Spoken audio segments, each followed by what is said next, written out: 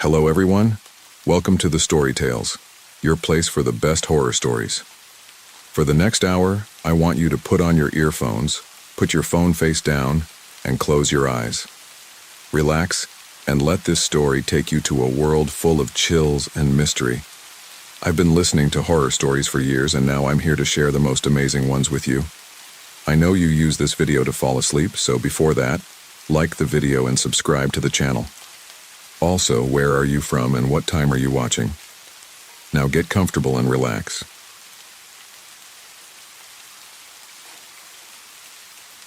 My name is Liam, and I've always loved looking for old things. It feels like finding little pieces of someone else's story. One Saturday afternoon, the kind where the wind whistles through the trees and the sky is just cloudy enough to make you shiver, I decided to visit the market on the edge of town. The market was alive with noise. Vendors shouted about their goods, hoping to catch someone's attention. "Books for $1," one man called. Another was waving an old violin in the air. The place smelled like dusty wood and something a little sour, like old clothes left in the rain. I wandered through the stalls, not looking for anything in particular, just enjoying the sights. That's when I saw it. It was propped up against a wobbly table covered in other random items, old picture frames, broken clocks, and rusty lanterns. But the mirror stood out. Its frame was dark, almost black, with deep scratches that made it look like it had been clawed by something. A strange pattern of swirls and lines ran along the edges, but they were so faint I had to squint to see them. Something about it made me stop. It wasn't the prettiest thing there, and honestly, it looked like it belonged in a haunted house. But I felt like it was calling to me. I didn't even know why I wanted it. I just did. "How much for the mirror?" I asked the vendor, an old man with a bushy gray beard and tired eyes. He glanced at it, then back at me. For a moment he looked unsure, like he wasn't sure if he wanted to sell it. But then he shrugged. $15, he said. I handed over the money without thinking twice. As I carried the mirror back home, the wind picked up. It howled through the trees, making them creak and groan. I held the mirror tighter, feeling its cold surface against my fingers. When I got home, I leaned it against the wall in my bedroom, next to my dresser.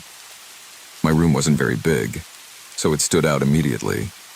The dark frame seemed to suck the light out of the room, but I told myself it would look better once I cleaned it up. I grabbed an old rag and wiped the glass. Dust flew everywhere, making me sneeze. The mirror looked clearer now, but the scratches on the frame wouldn't come off. No matter how hard I rubbed, they stayed, like scars that couldn't heal. At first, nothing strange happened. It was just a mirror. I looked at my reflection and saw myself, messy brown hair, a striped hoodie, and jeans that were a little too long. I laughed at how silly I looked standing there with a rag in one hand and a smudge of dust on my nose. That night, I went to bed feeling happy with my new find. The mirror didn't bother me. In fact, I almost forgot it was there. But things changed after a few days. The first time I noticed something strange, I was brushing my teeth before bed. I glanced at the mirror and saw my reflection looking back, just like normal.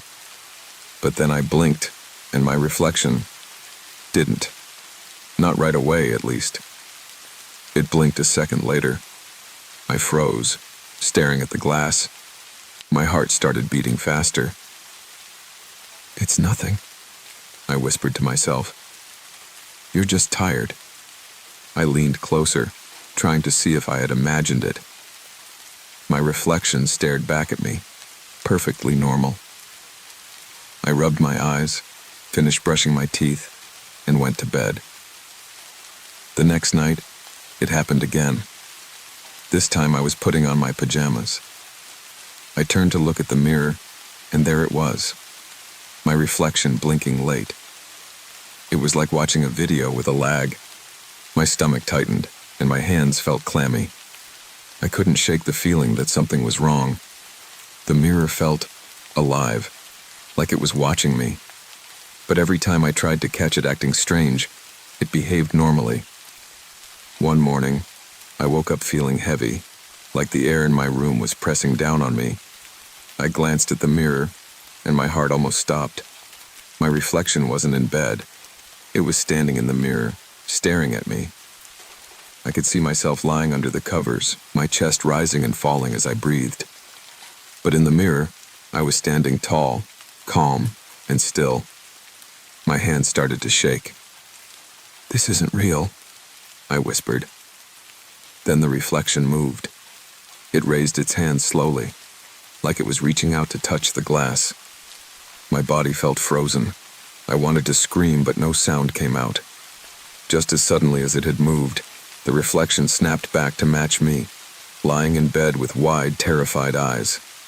I sat up, my heart pounding so loud it hurt. I told myself it was just a dream. It had to be. Mirrors don't do that. But deep down, I knew it wasn't a dream. For the rest of the day, I avoided the mirror. I didn't even look at it when I walked past.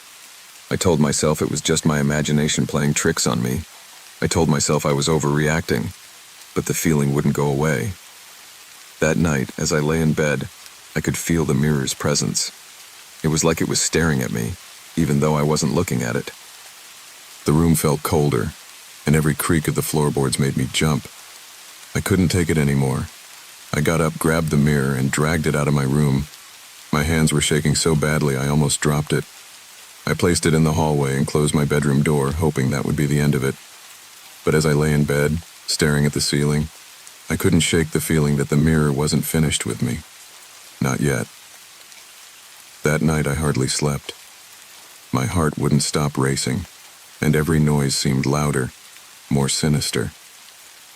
The ticking of my bedside clock was like a hammer pounding in my ears. I couldn't stop thinking about the mirror sitting just outside my bedroom door. I told myself it was over. I had moved it out of my room, and that should have been the end of it. But deep down, I knew the mirror wasn't normal. Something about it felt wrong, like it didn't belong in this world. I woke up with the first rays of sunlight creeping through my window. My body felt heavy, and my head ached.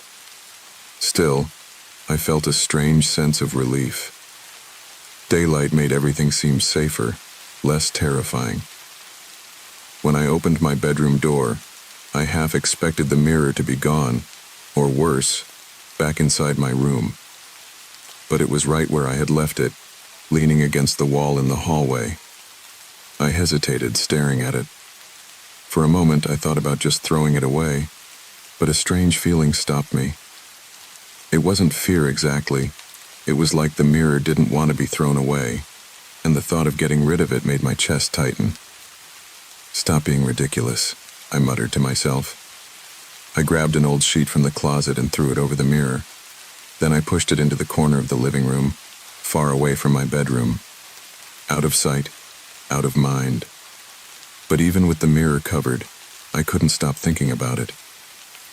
That evening I was watching TV, trying to distract myself, when I heard it. A faint scraping sound, like something heavy being dragged across the floor. I muted the TV and sat still listening. The sound stopped. "Hello?" I called out, my voice trembling. I felt silly talking to an empty apartment, but the silence was worse. I got up and checked the living room. The mirror was still in the corner, the sheet covering it perfectly still. My heart was pounding as I walked closer. Slowly, I reached out and lifted the edge of the sheet. The mirror's surface was cold, even though the room was warm. I stared at my reflection, half expecting it to move. But it didn't. I shook my head and let the sheet fall back into place. "You're losing it, Liam," I whispered. That night I made sure every door and window was locked before I went to bed. I even put a chair against my bedroom door just in case. But no amount of preparation could stop the nightmares. I dreamed about the mirror. In the dream, I was standing in front of it, but my reflection wasn't copying me. It was moving on its own, reaching out with cold, shadowy hands. I couldn't move, couldn't scream. The reflection's eyes were empty, dark holes that seemed to pull me in. I woke up gasping for air, my sheets tangled around me like a trap. My throat was dry, and my heart felt like it was about to burst. I glanced at the bedroom door. It was still closed, the chair still in place, but the air in the room felt heavy, like I wasn't alone. I didn't sleep for the rest of the night. The next morning, I decided I couldn't keep the mirror in the apartment any longer. I grabbed it, sheet and all, and carried it down to the basement storage area. My arms ached from the weight, but I didn't stop until I had shoved it into a dark corner behind some old boxes. "Stay there," I whispered, as if the mirror could hear me. For 2 days, I felt like I could breathe again. Without the mirror in my apartment, the air felt lighter, and I started to convince myself that everything was going to be okay. But on the third night, the scraping sound came back. It was louder this time, echoing through the hallway outside my bedroom. My chest tightened as I sat up in bed, straining to listen. The sound stopped, replaced by a soft thump, like something heavy being set down. I didn't want to check, but I couldn't stop myself. I got out of bed, grabbed my flashlight, and opened the door. There it was. The mirror was leaning against the wall outside my bedroom, the sheet crumpled on the floor. My legs felt weak, and I had to grab the doorframe to keep from falling. "How?" I whispered. I stared at the mirror, hoping it was just some kind of prank, but deep down, I knew it wasn't. There was no way anyone could have brought it up from the basement without me hearing. The mirror's surface shimmered slightly, like ripples on water. My reflection stared back at me, but something was off. The eyes weren't quite right. They looked darker, emptier. I backed away and closed the door, locking it. My heart was pounding so hard it hurt, and my hands were shaking. I didn't sleep that night. The next morning, I tried to act like everything was normal. I got ready for work, avoided looking at the mirror, and left the apartment as quickly as I could. But all day, I couldn't focus. The image of my reflection's dark eyes was burned into my mind. When I got home, the mirror was back in the living room, uncovered. I didn't touch it. I didn't even go near it. Instead, I grabbed my phone and started looking up anything I could find about haunted mirrors. Most of the stories I found were silly, urban legends and ghost stories, but some of them felt too close to what I was experiencing. One story talked about a cursed mirror that trapped the souls of anyone who looked into it for too long. Another claimed that mirrors could act as portals, allowing something from the other side to cross over. The more I read, the more terrified I became. I decided to call my best friend, Jake. He didn't believe in ghosts or anything supernatural, but I needed to talk to someone. "Hey man," I said when he picked up. "Can you come over? I think something's wrong with my apartment." "What's going on?" he asked, his voice concerned. "It's hard to explain," I said. "Just, please come over." Jake arrived about an hour later, carrying a bag of snacks and a baseball bat. "All right," he said, stepping inside. "What's the big emergency?" I led him to the living room and pointed at the mirror. "It's that," I said. He looked at the mirror, then back at me. "What about it?" "It's not normal," I said. It moves on its own. My reflection doesn't match me sometimes, and it keeps coming back no matter where I put it." Jake raised an eyebrow. "Are you messing with me?" "No," I said, my voice shaking. "I'm serious." He walked over to the mirror and tapped the glass. "It's just a mirror, dude. Watch it," I said. Jake stood in front of the mirror, waving his arms and making faces. For a moment, nothing happened. Then his reflection blinked out of sync, just like mine had. "What the—" Jake jumped back, his face pale. "See?" I said. "I'm not crazy." Jake stared at the mirror, his mouth slightly open. "Okay," he said slowly. "That's not normal." We spent the next few hours trying to figure out what to do. Jake suggested smashing the mirror, but when I told him about my failed attempt, he looked even more uneasy. "Maybe we should get rid of it," he said. "I've tried," I said. "It always comes back." Jake sighed, running a hand through his hair. "All right," he said. "Let's take it somewhere far away. Maybe it won't find its way back this time." We wrapped the mirror in a thick blanket and carried it down to Jake's truck. As we drove out of town, I felt a small flicker of hope. Maybe this time, we'd finally be free of it. We stopped at an old quarry about an hour outside of town. The place was empty, and the air was cold and still. Together, we carried the mirror to the edge and pushed it over. I watched as it tumbled down the rocky slope, the sound of breaking glass echoing in the distance. For the first time in days, I felt like I could breathe again. But as we drove back to my apartment, a nagging thought crept into my mind. What if it wasn't over? The ride back to the apartment was eerily quiet. Jake tried to lighten the mood with jokes, but I could barely focus. My mind kept returning to the quarry, to the moment the mirror shattered against the rocks. I wanted to believe it was over, but the unease in my chest refused to go away. "Hey," Jake said, pulling me from my thoughts. "You okay?" "Yeah," I lied. Jake shot me a skeptical look, but didn't push. He dropped me off at my apartment with a promise to check in the next day. I thanked him and watched his truck disappear down the street before heading inside. The apartment felt different, quieter, lighter. I took a deep breath, trying to convince myself the nightmare was over. But as the hours passed, the tension in my body refused to ease. That night, I dreamed of the quarry.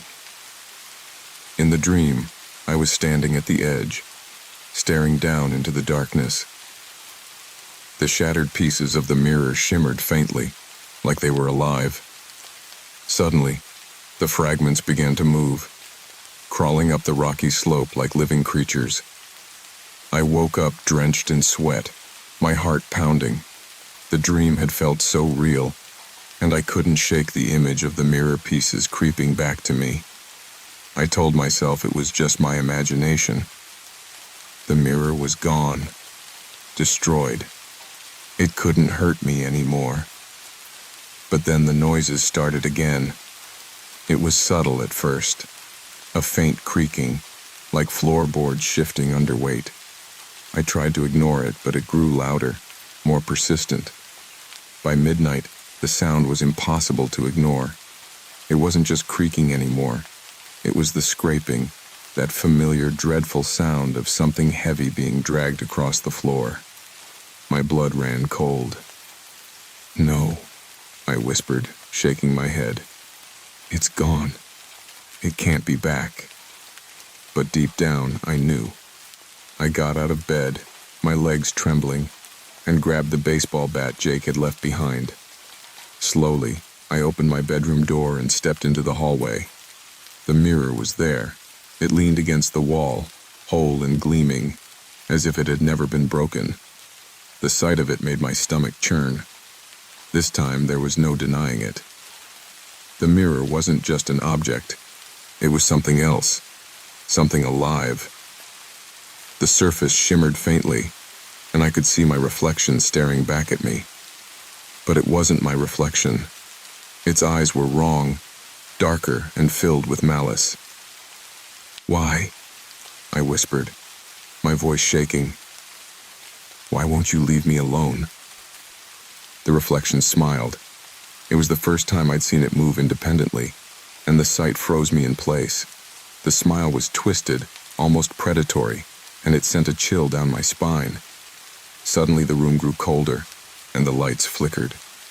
The mirror's surface began to ripple, and I could feel a strange pull, like it was trying to draw me in. "No," I said, backing away. "You're not real." The reflection stepped closer, its movements fluid and unnatural. Its hand pressed against the inside of the glass, and I could see the surface bulge outward, like a membrane about to burst. Panic surged through me. I gripped the baseball bat tightly and swung it at the mirror with all my strength. The bat connected with a deafening crash, but the mirror didn't shatter. Instead, the glass rippled like water, absorbing the impact. The reflection laughed, a hollow, echoing sound that made my skin crawl. I stumbled backward, my mind racing. How could I fight something that wasn't even physical? "Jake," I whispered, fumbling for my phone. I dialed his number with shaking hands, praying he would pick up. "Liam?" Jake's groggy voice came through the line. "What's going on?" "It's back," I said, my voice trembling. "The mirror, it's back." "What? That's not possible. We destroyed it." "I'm telling you, it's here," I said, my voice rising. "It's in my apartment, and it's alive." There was a pause on the other end of the line. "I'm coming over," Jake said. "Just stay where you are." The call ended, and I clutched the phone tightly, my eyes never leaving the mirror. The reflection was still there, watching me. Its smile had faded, replaced by an expression I couldn't read. It raised its hand again, pressing harder against the glass. This time the surface cracked slightly, thin lines spreading out like spider webs. I backed away until I hit the wall, my breath coming in short gasps. The lights flickered again, and then they went out completely. The room was plunged into darkness, the only light coming from the faint glow of the mirror. I heard the sound of footsteps, slow, deliberate, and getting closer. "Jake," I whispered, hoping he would arrive soon. The reflection stepped forward, and this time, its hand broke through the glass. The sound was sharp and piercing, like ice shattering. Black, smoke-like tendrils seeped through the cracks, curling and twisting in the air. I screamed and swung the bat again, but the tendrils wrapped around it, yanking it from my hands. "Liam!" Jake's voice called from the hallway, followed by the sound of the front door bursting open. "In here!" I yelled, my voice cracking. Jake appeared in the doorway, his eyes widening as he took in the scene. "What the hell?" he whispered. "Help me!" I shouted. Jake didn't hesitate. He grabbed a chair and hurled it at the mirror. The glass shattered this time, shards flying everywhere. For a moment, everything was still. The tendrils dissolved into smoke, and the reflection vanished. The room was silent, save for our ragged breathing. "Is it over?" Jake asked, his voice shaking. "I don't know," I said, my heart still racing. Suddenly, the shards on the floor began to move, sliding across the wood like they were alive. They came together, reforming into the mirror. "No," I whispered, horror flooding my veins. The mirror's surface shimmered again, and the reflection returned. This time, it wasn't alone.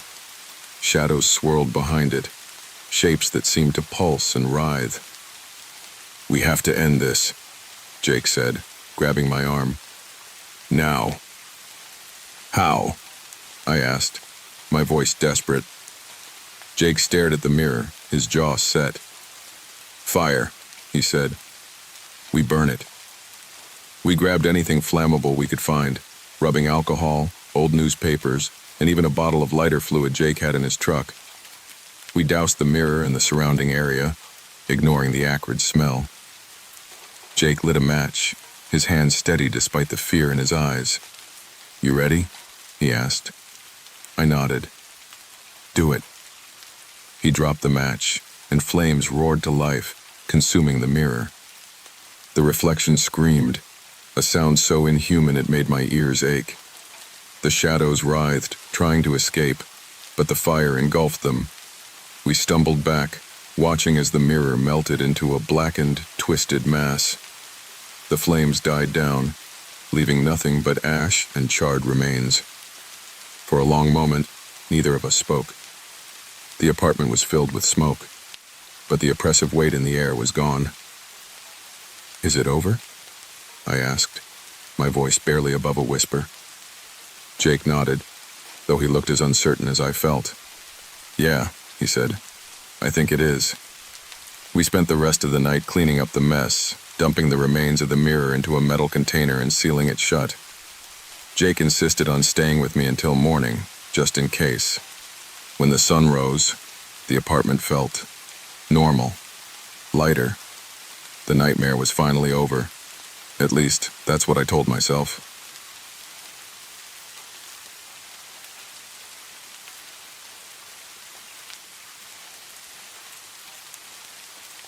It all began with a simple idea.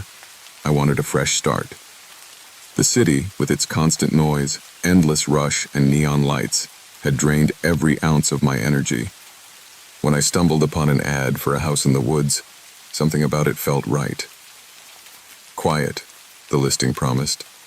A perfect escape for those seeking solitude. That's exactly what I needed. The house was tucked away at the end of a narrow, tree-lined road, miles from the nearest town. It stood there like a relic from another time. Its wooden walls were worn and gray, and the roof was a patchwork of old shingles and moss. But it had charm, the kind you don't see in modern homes.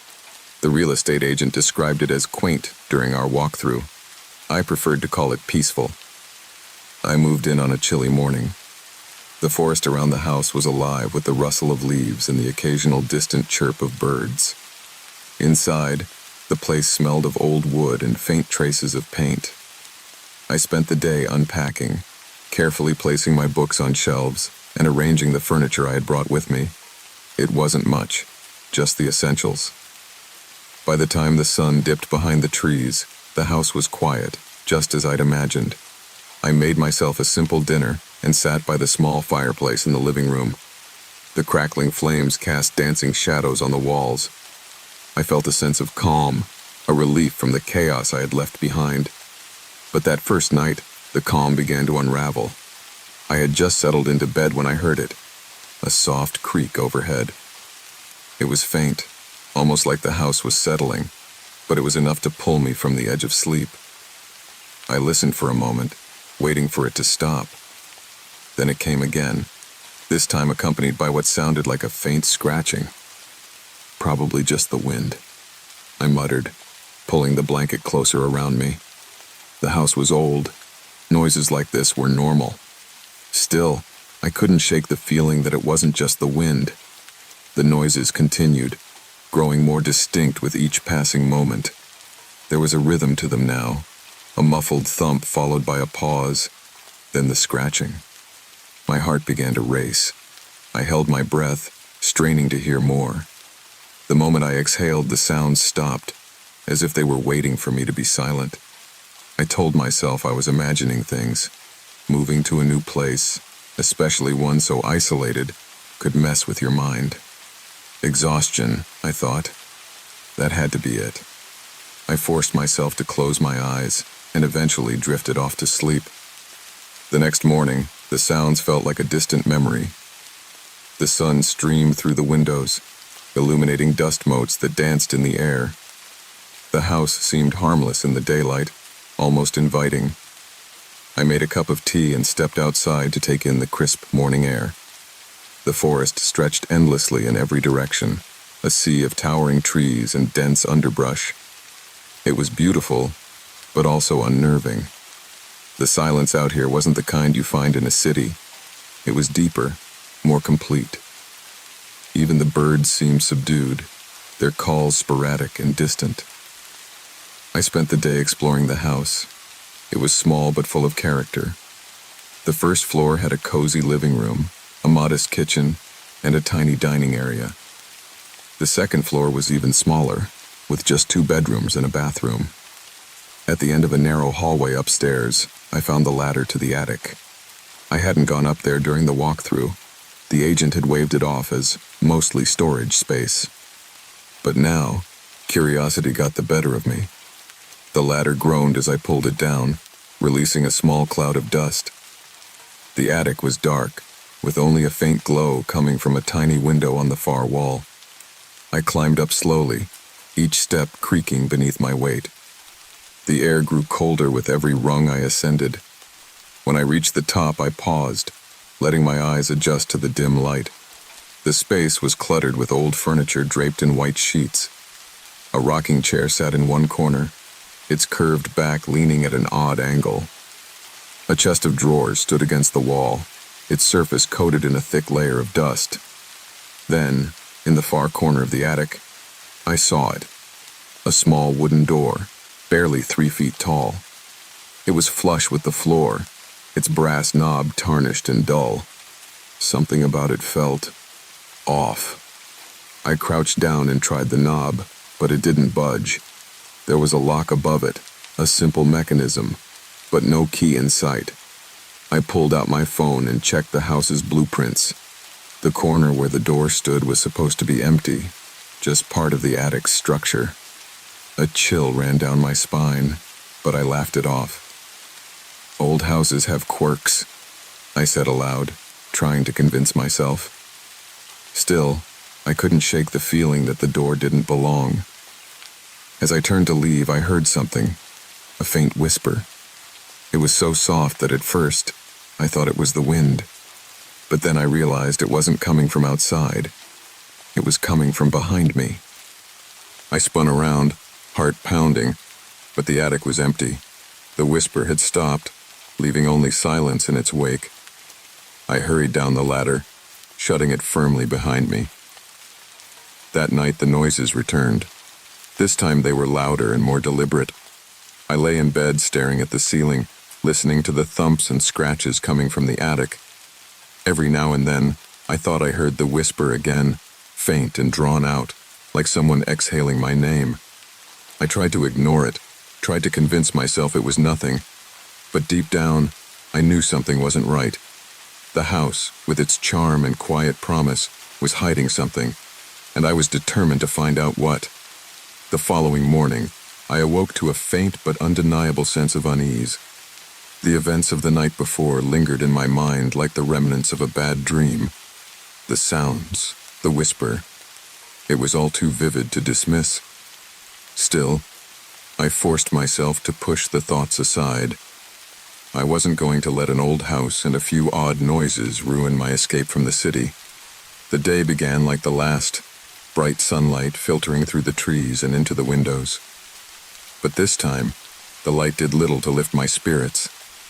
I couldn't ignore the attic any longer.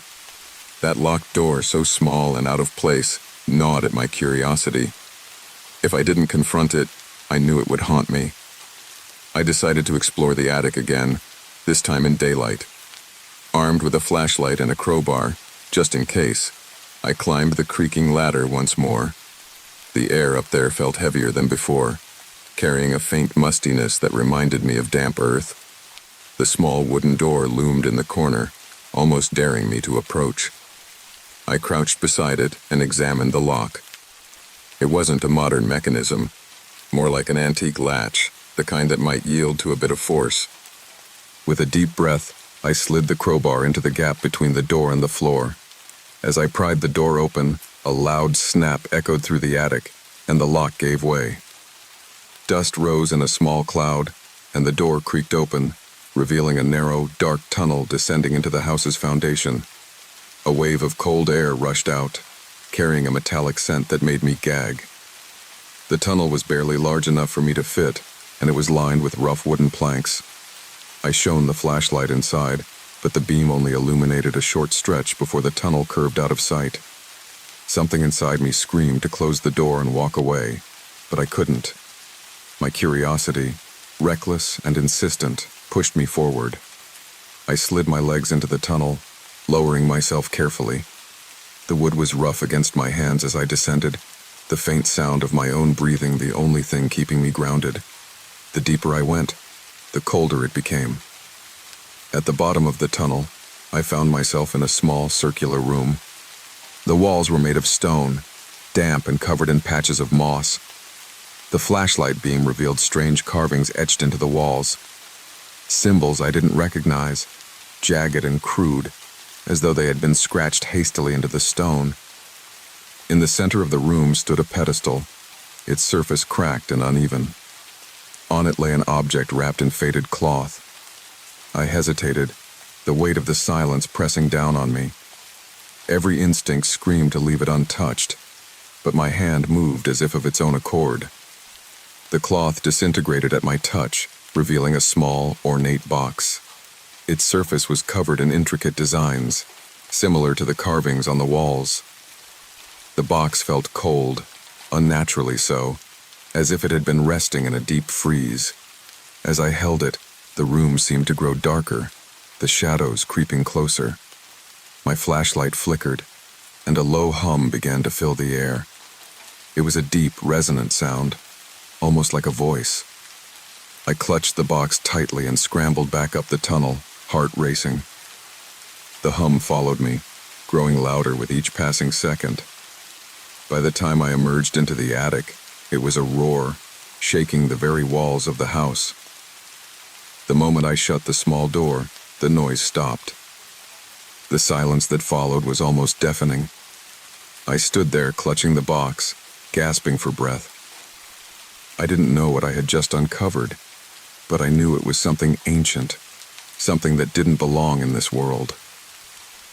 The rest of the day passed in a haze. I placed the box on the dining table and stared at it for hours, trying to decide what to do. It seemed harmless now, just an old artifact. But the memory of the humming and the carvings wouldn't leave me. By evening, I had convinced myself to investigate further. If the box had been hidden so deliberately, it must have a story. I booted up my laptop and began searching for anything resembling the symbols I had seen. Most of my searches turned up nothing, but one image caught my attention. It was from an old, obscure book about local folklore, showing a carving similar to the ones in the tunnel. The caption beneath it read, "The Mark of the Forgotten." The accompanying text described an ancient legend about a group of people who had vanished from the region centuries ago. They were said to have worshipped something called the Veiled One, a deity that demanded secrecy and sacrifice. According to the legend, the group had built sanctuaries deep underground, hiding their rituals from the world. The connection was tenuous, but it sent chills down my spine. What if this house had been built over one of those sanctuaries? What if the box was part of their rituals? That night, I slept fitfully, the box still on the table. The house felt different now, like it was watching me. The creaks and whispers returned, louder than before. I thought I heard footsteps pacing in the attic, but when I checked, it was empty. At one point, I woke to the sound of the box rattling. It sat perfectly still when I turned on the light, but the air around it felt charged, as if it were alive. The following morning, I resolved to get rid of the box. I couldn't explain what was happening, but I knew it wasn't safe to keep it. I wrapped it in thick cloth and drove to the edge of the forest, intending to bury it deep where no one would find it. As I dug the hole, I felt the weight of the forest pressing in around me. The trees seemed taller, their shadows darker. The wind carried faint whispers that I couldn't quite make out, but they felt directed at me. When the box was finally buried, I covered it with dirt and whispered a silent prayer for it to stay hidden. But as I turned to leave, I felt a presence behind me. I spun around, heart pounding, but the forest was empty. The whispers, however, grew louder, circling me. My vision blurred, and for a moment, I thought I saw a figure standing in the distance, shrouded in shadow. I ran, tripping over roots and branches, not stopping until I was safely inside the house. That night, the box was back. It sat on the dining table, exactly where I had left it before. The cloth I had wrapped it in was gone, and the carvings on its surface seemed sharper, more defined. A sense of dread washed over me as I realized the truth. Whatever I had uncovered in this house wasn't just ancient, it was alive, and it wasn't going to let me go. The sight of the box on the table froze me in my tracks. My chest tightened, a primal terror seizing me. I had buried it miles away in the forest, and yet here it was, its intricate carvings mocking me. Whatever I had disturbed was no longer confined to the shadows of legend. It had followed me home. I approached the box hesitantly, half expecting it to lunge at me. The air around it felt charged, vibrating with an unseen energy. The carvings seemed to shift under the dim light, rearranging themselves into patterns that made my head throb. I considered calling someone, anyone, for help, but what could I say? That an ancient box I'd unearthed was haunting me? Instead, I sat down at the table and stared at it, trying to calm the storm in my mind. Perhaps it was a trick of the light or the strain of isolation in this house. Perhaps. The thought died as the box began to hum, a low, vibrating note that resonated deep in my bones. My vision blurred, and the world around me darkened. When I blinked, I wasn't in the dining room anymore. I stood in the stone chamber from the tunnel, though it felt different now. Larger, colder, alive. The carvings on the walls glowed faintly, pulsating in rhythm with the box's hum. Shadows danced along the edges of the room, coalescing into vague shapes that seemed to watch me. Then I heard it. A voice, soft and whispery, like dry leaves scraping together. "You brought it back," it said. I spun around, but there was no one there. "Who's there?" My voice echoed unnaturally, the sound swallowed by the room. The shadows grew darker, the hum louder. The box floated off the pedestal, suspended in midair. As it opened, a blinding light spilled forth, and I shielded my eyes. When I looked again, a figure stood before me. It was cloaked in shadow, its form indistinct, as though it were not entirely of this world. Two glowing orbs where its eyes should have been pierced into me, and I felt a pressure on my chest, as if the air itself had turned hostile. "You should not have come here," the figure said, its voice layered and resonant, each word like the tolling of a bell. "I didn't mean to," I stammered. "I didn't know." "You awakened the forgotten," it interrupted. "Now you must choose." "Choose?" My heart pounded. "What choice?" The figure gestured toward the box, which floated between us, its light flickering. "The Veiled One demands a vessel. It must return to this world through flesh and blood. If you refuse, the balance will break, and the veil will fall. All will see what lies beyond." I didn't understand everything it was saying, but the weight of its words was clear. The box wasn't just an artifact. It was a key, a bridge to something ancient and unfathomable, and it wanted me. "No," I whispered, backing away. "I can't. I won't." The figure didn't move, but the room began to change.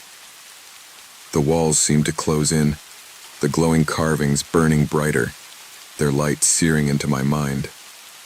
Images flashed before me, worlds beyond comprehension, twisted landscapes filled with horrors that defied logic. The voice spoke again, louder this time.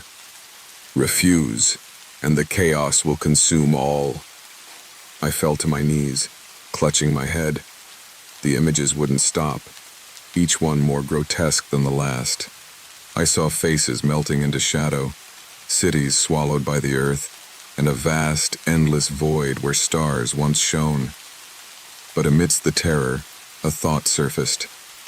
This thing, whatever it was, thrived on fear.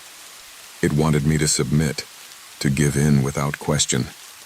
Summoning every ounce of courage, I forced myself to stand. "No," I said, my voice stronger this time. "I won't let you take me. I won't let you win." The figure tilted its head, as if studying me. Then, the hum grew louder, almost deafening, and the chamber began to collapse. Stones fell from the ceiling, shattering into dust. "Fool," the figure hissed. "You cannot escape what has already begun."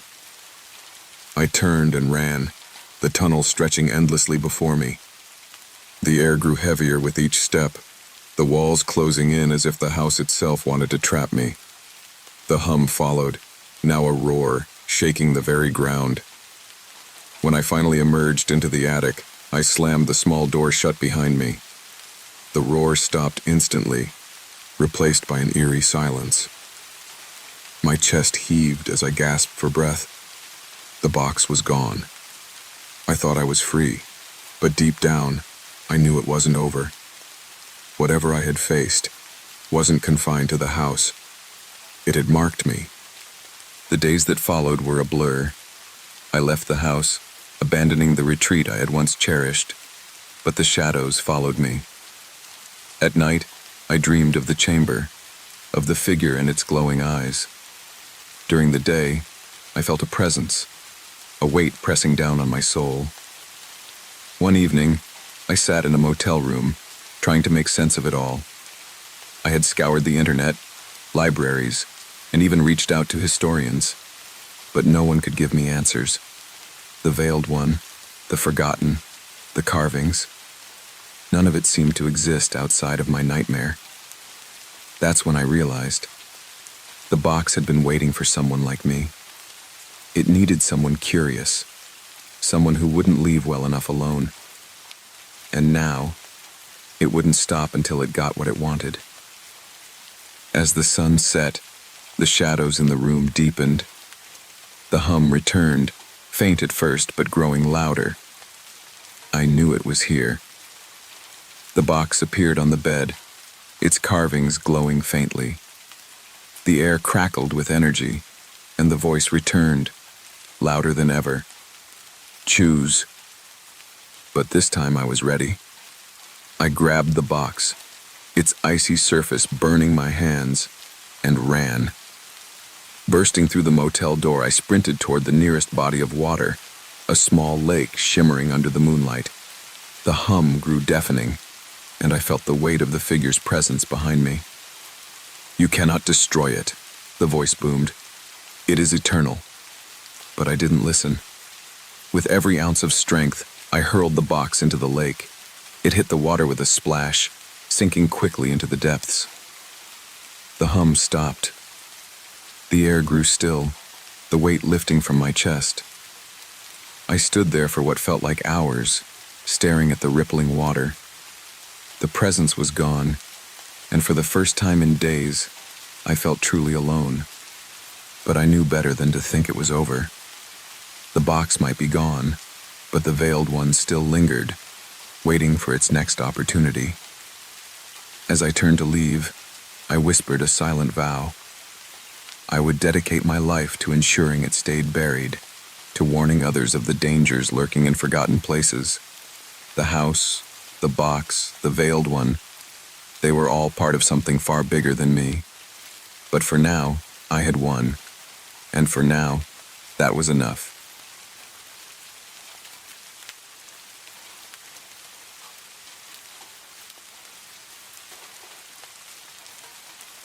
When I was little, I wasn't really a social kid.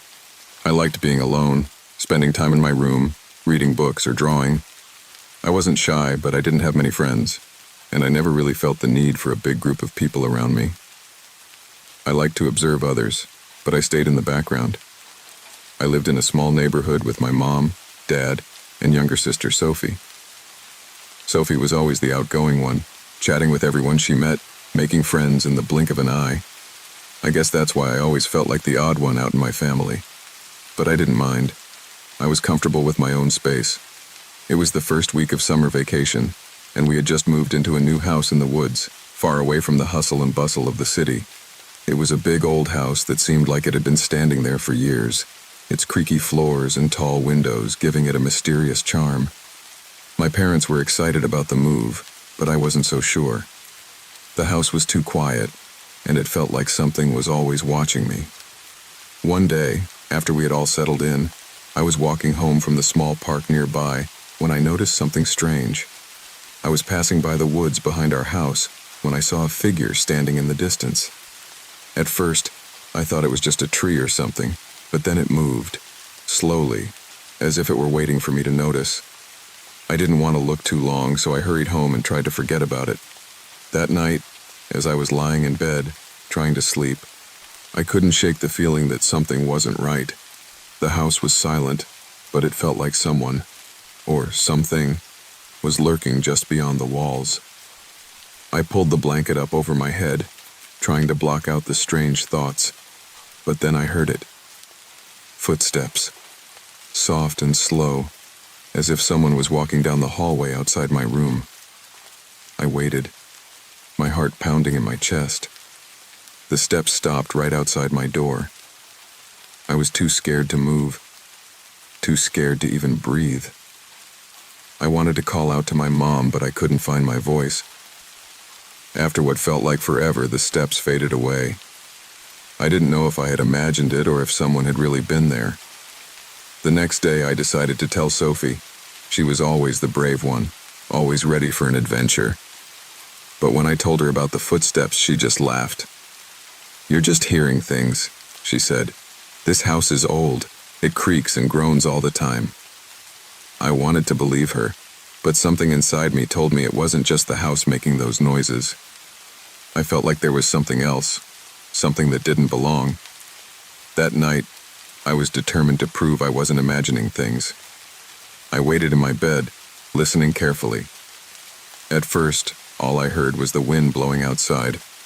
But then, just like the night before, I heard it. Slow, heavy footsteps moving down the hallway. This time, I didn't hesitate. I jumped out of bed and rushed to the door.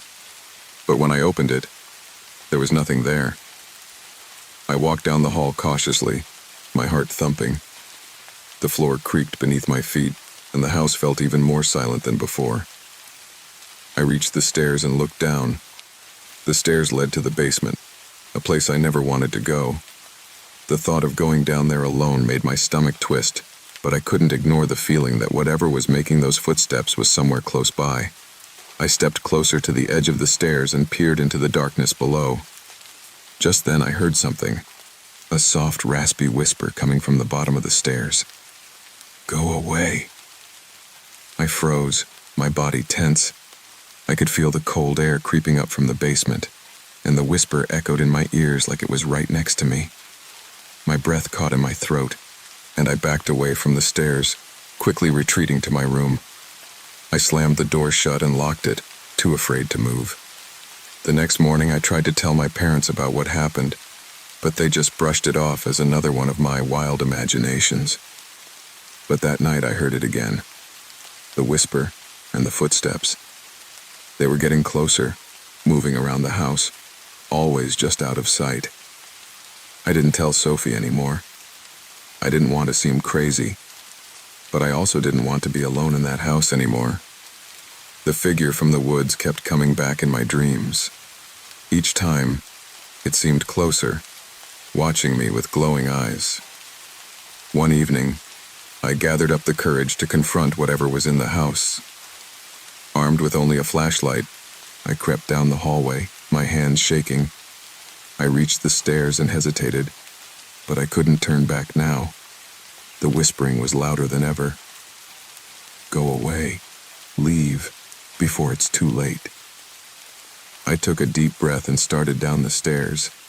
The basement door creaked open by itself, and I stepped into the darkness. The flashlight flickered as I moved deeper into the cold, damp basement, where the air felt heavy and thick. There, standing in the far corner of the room, was a tall figure. A man, I think. But his face was completely hidden by shadows. Suddenly, the lights went out. My flashlight died, and I was surrounded by total darkness. My heart raced as I heard the footsteps again, slow and heavy, moving toward me.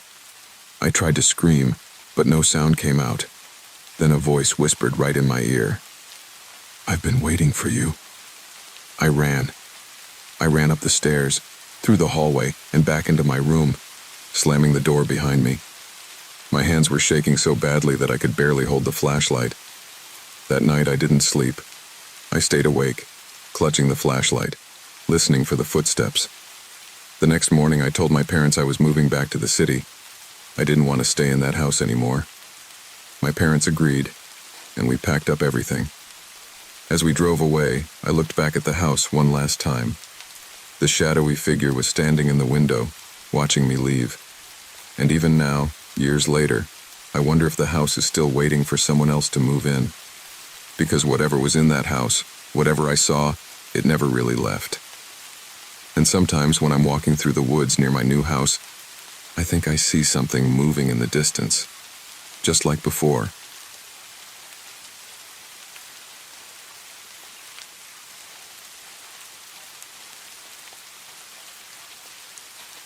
This story happened about a year ago. It was a chilly night in late October, and I was out driving with two of my friends, Ellie and Jack. We had just spent the whole day visiting our old friend, Jake, who had moved to a small house out in the country, about an hour away from where we lived. We had a great time catching up, but by the time we were heading home, it was already pretty late. Ellie, who had had a couple of drinks, was fast asleep in the passenger seat. Jack was in the back seat, quietly playing a game on his phone. I was the one driving, trying to follow the directions my phone had given me to get back to the freeway. The road was narrow and dark, with tall trees on both sides of us. It felt peaceful, almost like we were the only people in the world.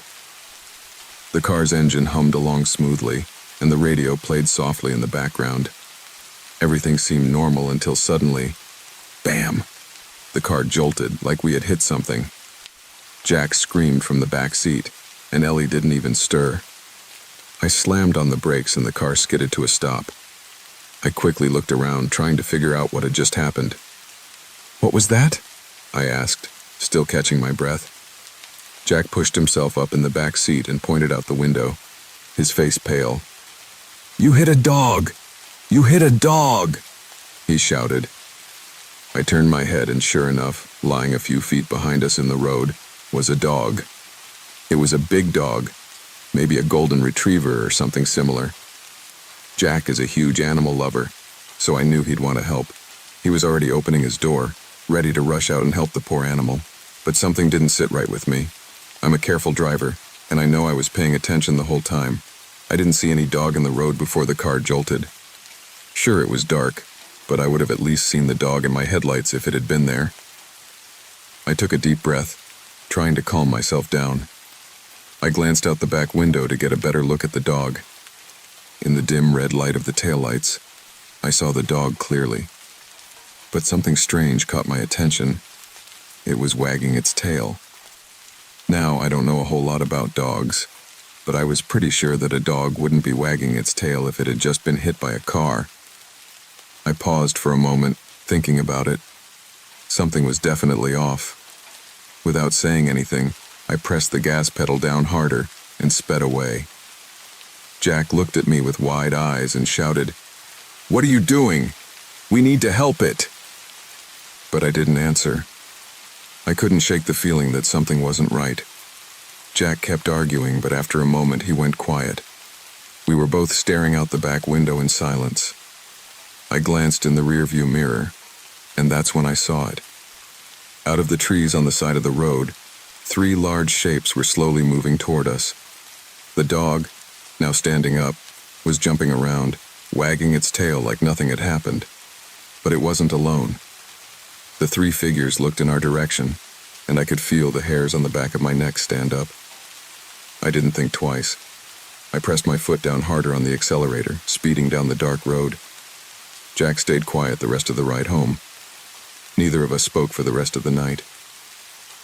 A few days later, we told Ellie what had happened. She couldn't believe it at first, but we all agreed we wouldn't drive that road at night again. In fact, every time we've gone back to visit Jake, we make sure to leave before the sun sets. I often wonder what would have happened if we had gotten out of the car that night. Would we have seen more of those strange figures?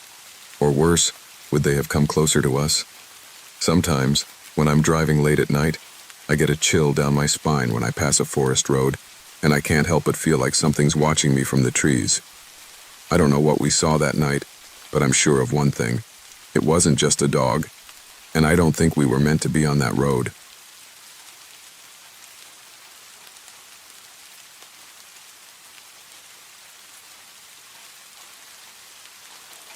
When I was 16, I was just starting high school. My name is Mia, and I was excited about meeting new friends. I'd been looking forward to high school for months. It was my first year in the big school, and everything seemed fine. I made a group of friends quickly, and life felt like a breeze. I enjoyed my classes, played sports after school, and spent time with my family on weekends. But then, something strange happened. There was a boy in my class named Jake. He was 18 and a senior.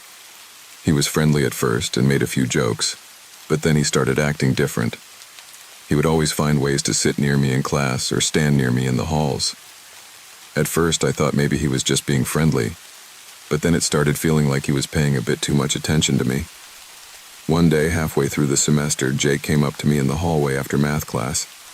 He smiled at me, and his eyes seemed a little too bright. "Hey, Mia, I was wondering if you wanted to hang out sometime," he said. "We could grab lunch after school or something." I didn't know what to say. He was a senior, and I was just a sophomore. I tried to be polite, so I told him, "Thanks, but I'm really focused on school right now. I'm not looking to date anyone." But Jake didn't take it well. He didn't seem to hear me at all. "Come on, Mia. You know you want to. I'm a senior. You're never going to meet anyone as good as me," he said. He even handed me his phone and insisted I type my number in. I didn't want to, but I felt awkward refusing again, so I typed in my number quickly and handed it back to him. The next day, Jake wasn't in class, but I didn't think too much about it. That was until the break between classes. I was chatting with my friends in the hallway when Jake appeared out of nowhere. He walked up to me, interrupting my conversation. "Hey, Mia, let's go talk for a second," he said, almost like he was demanding it. I froze. I didn't want to be rude, but I didn't want to talk to him either. "Jake, I'm in the middle of something," I said, trying to sound firm. He didn't seem to care. He just gave me a dirty look and walked away. But as he passed, he muttered something I couldn't quite hear. Suddenly, I heard a loud crash. Jake had kicked over a trash can, and it made a loud clanging noise as it rolled down the hallway. People stopped and stared, but Jake didn't care. He stormed off, leaving a trail of angry footsteps behind him. I felt a chill down my spine, but I shrugged it off. Maybe I had misunderstood him. But when I returned to class, I could tell something wasn't right. My friend Zoe texted me, asking if I had upset Jake. "He's outside, yelling at everyone who walks by and kicking trash cans," Zoe said. That was when I started to feel a little scared. It wasn't just that Jake was mad. He was acting like he had lost control, and I didn't want to be near him. The next day, Jake left me a note. It was just sitting on my desk when I arrived for class. The handwriting was messy, like he had rushed to write it. The note said, "Do you love me? Will you marry me and have kids with me?" I felt my stomach drop when I saw it. I didn't know what to do, so I slipped it into my backpack and pretended like I hadn't seen it. That day, I showed it to my counselor, Mrs. Carter, just to make sure she knew what was happening. She said she would talk to my teacher, Mr. Allen, to make sure I was safe. A few weeks went by without anything else happening, and I thought maybe it was over. But then one afternoon, something happened that made everything even scarier. It was the last day of our final project, and we had an independent study session. I was just about to leave the classroom when Jake came in. I didn't know why he was there, but it felt off. He wasn't supposed to be in class that day, but there he was. He sat at a desk in the back of the room and looked at me. I tried to act normal, focusing on packing up my things, but my heart started racing. I couldn't wait to get out of that room. Just as I was getting ready to leave, I heard footsteps behind me. I turned around, and there he was. Jake was standing at the door, staring at me like he hadn't seen me in ages. My mind screamed at me to leave, so I grabbed my bag and rushed out of the classroom. I didn't even look back as I speed walked toward the parking lot. But just as I got outside, I felt something cold run down my spine. It was like a whisper on the back of my neck. I turned around quickly, and there he was, Jake running straight at me. I panicked. My phone was still in my bag, but I grabbed it as quickly as I could and called my mom. "Mom, please help, Jake's coming after me," I cried as I turned to face him. Just as my mom picked up the phone, Jake grabbed my arm and yanked me to a stop. "Mia, we belong together," he said, his voice low and almost creepy. "I know we're in love." I screamed at him, pulling away as hard as I could. "No, I'm 16, leave me alone." I ran to my car, my heart pounding in my chest. I had never run so fast in my life, but Jake was still behind me. Thankfully, my car only unlocked the driver's side door, so when he tried to get in from the passenger side, I was able to start the engine and drive away just in time. From that day on, I couldn't stop looking over my shoulder. Everywhere I went, I made sure no one was following me, and I always stayed in busy places. Jake had scared me more than I ever thought possible, and I didn't feel safe anymore. I'm telling you this story because I don't want anyone to feel the same fear I did. Sometimes people can seem friendly, but it's important to trust your instincts. If something feels wrong, speak up, and always make sure you're never alone with someone who makes you uncomfortable. And remember, it's okay to say no, no matter who they are.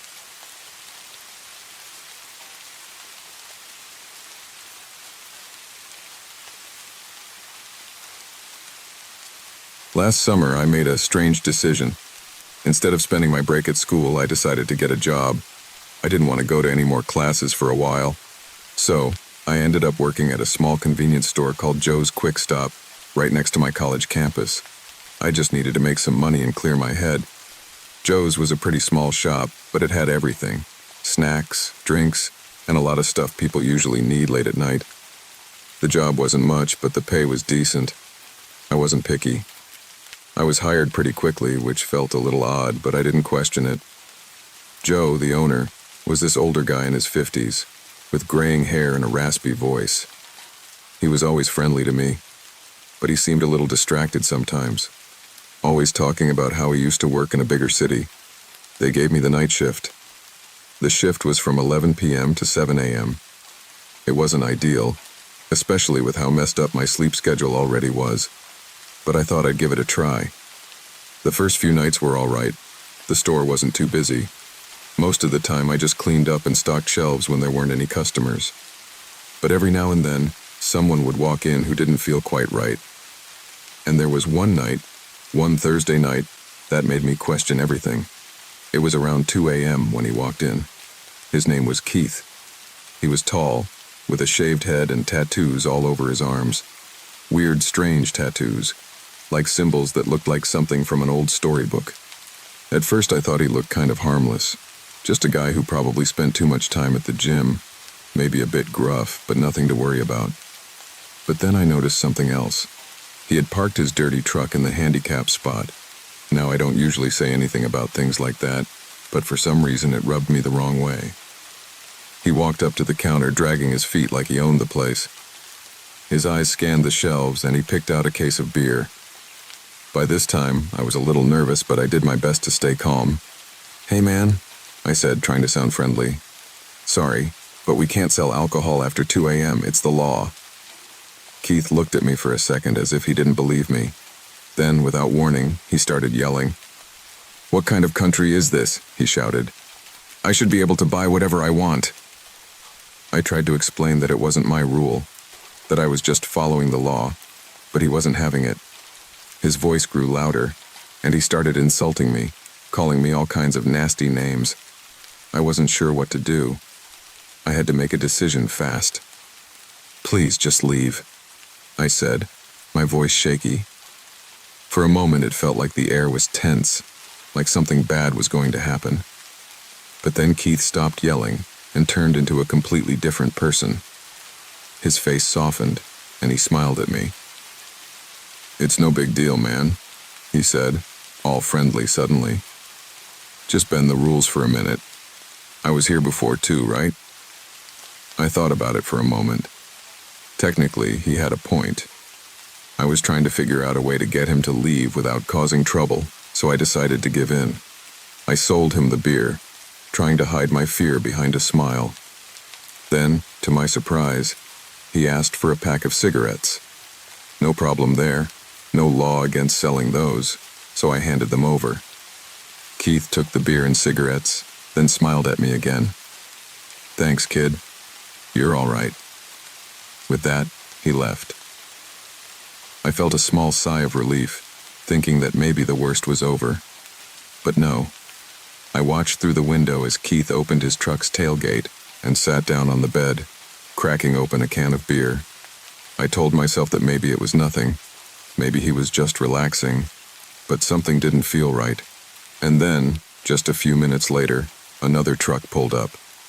2 more guys got out. Both of them were also bald, covered in tattoos. They walked over to Keith and leaned against the back of his truck. They were laughing, talking loudly, clearly drunk.